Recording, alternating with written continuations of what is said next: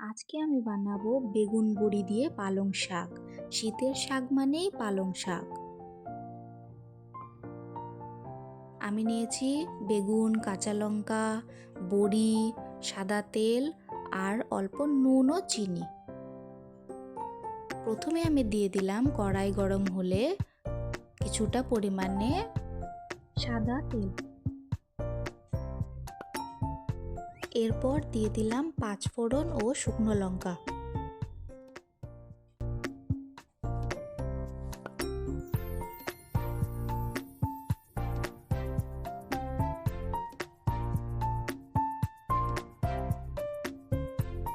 বড়িগুলোকে ভেজে নিব।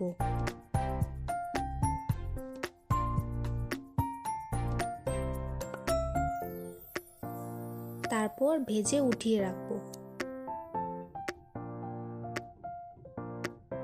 এরপর আমি দিয়ে দিলাম কাঁচা লঙ্কা ও বেগুন ওই তেলের মধ্যে।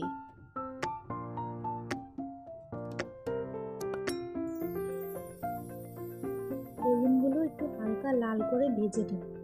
তারপর দিয়ে দিব নুন।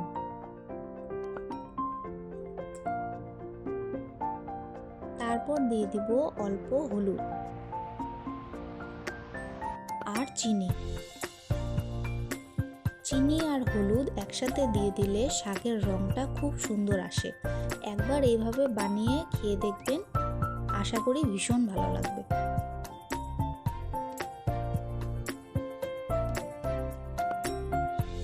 এরপর পালং শাকগুলি দিয়ে দিব।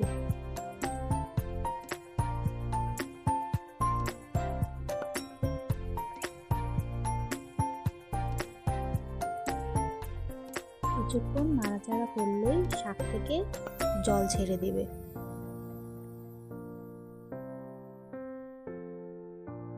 জলগুলোকে ভালো মতো শুকিয়ে নেব। তারপর দিয়ে দিব ভেজে রাখা ডালের বড়ি।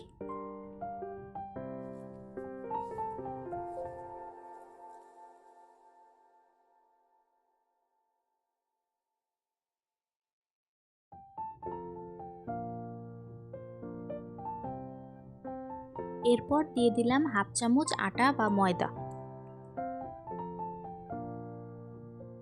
এতে শাকের পানসে ভাবটা কেটে যাবে আর খেতে খুব সুন্দর হবে। ব্যাস, জল শুকিয়ে গেলেই হয়ে গেল আমাদের শীতের ডালের বড়ি বেগুন দিয়ে পালং শাক। একবার এভাবে বানিয়ে খেয়ে দেখবেন, আশা করি ভীষণ ভালো লাগবে আপনাদেরও।